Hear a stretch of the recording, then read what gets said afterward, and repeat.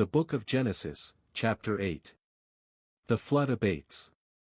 And God remembered and thought kindly of Noah and every living thing and all the animals that were with him in the ark, and God made a wind blow over the land, and the waters receded.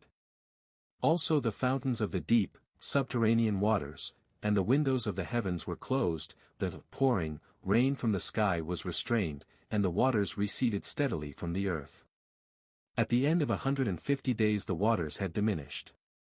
On the 17th day of the 7th month, 5 months after the rain began, the ark came to rest on the mountains of Ararat, in Turkey. The waters continued to decrease until the 10th month. On the first day of the 10th month the tops of the mountains were seen.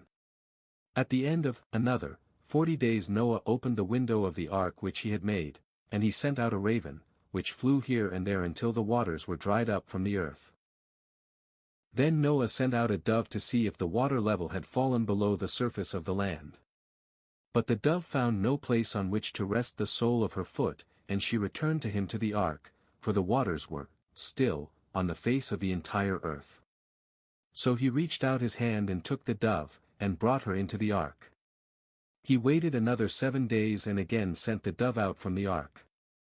The dove came back to him in the evening, and there, in her beak, was a fresh olive leaf.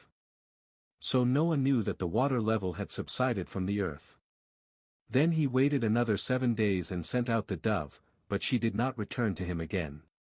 Now in the 601st year of Noah's life, on the first day of the first month, the waters were drying up from the earth.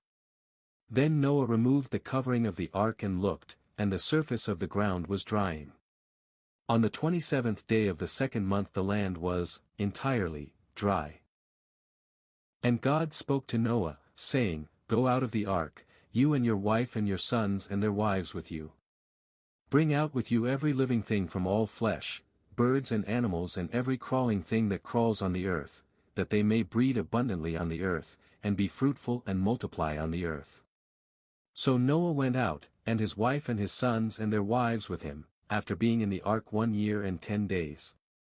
Every animal, every crawling thing, every bird, and whatever moves on the land, went out by families, types, groupings, from the ark. And Noah built an altar to the Lord, and took of every, ceremonially, clean animal and of every clean bird and offered burnt offerings on the altar.